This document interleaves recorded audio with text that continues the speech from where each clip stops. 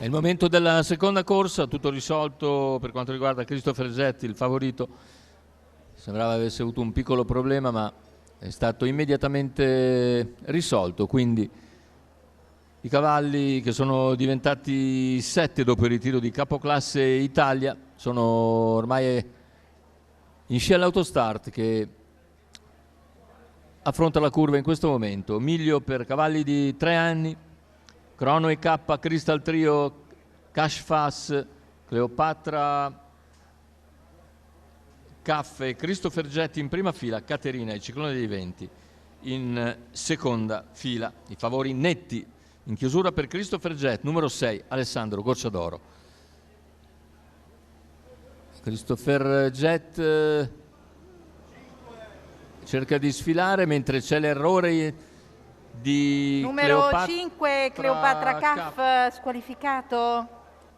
L'errore di Cleopatra Caff, Christopher Jett subito all'attacco di Crono e K, si avvantaggia, passa a condurre in 200 metri.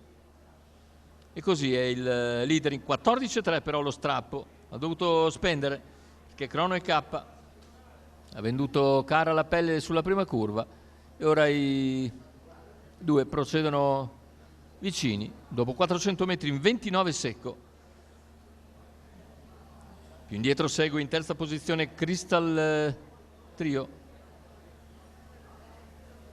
Intanto continua a fare discreta andatura il leader, 44,4, il passaggio ai 600. C'è Caterina in terza posizione che precede Cash Fass, che cerca di tornare all'esterno, mentre più indietro c'è il numero 8 Ciclone Dei.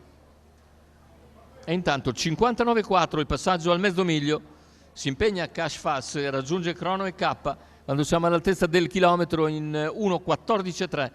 Christopher Jett ora avvicinato da Cash Fass, che ha un altro passo in questo momento e mette in difficoltà il favorito. Passa in vantaggio Cash Fass a 400 dal palo, si getta di galoppo Christopher Jett e Cash Fass prende il largo, perché anche Crono e K appare un po' in difficoltà sul poderoso allungo dell'allievo di Antonio Di Nardo.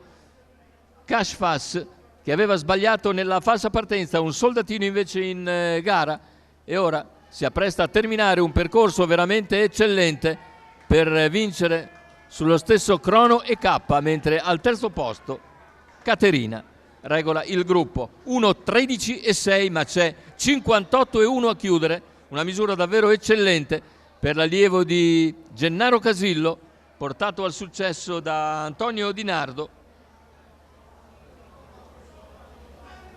Andiamo a rivedere le fasi finali. Cash Fass, che avanza al passaggio, e di fronte da un quarto davvero impressionante a Christopher Jett, costringendolo all'errore, alla resa, per vincere per distacco. Secondo posto per un valido Crono e K, ma per il vincitore si tratta di un 1,13,6 di notevole valore.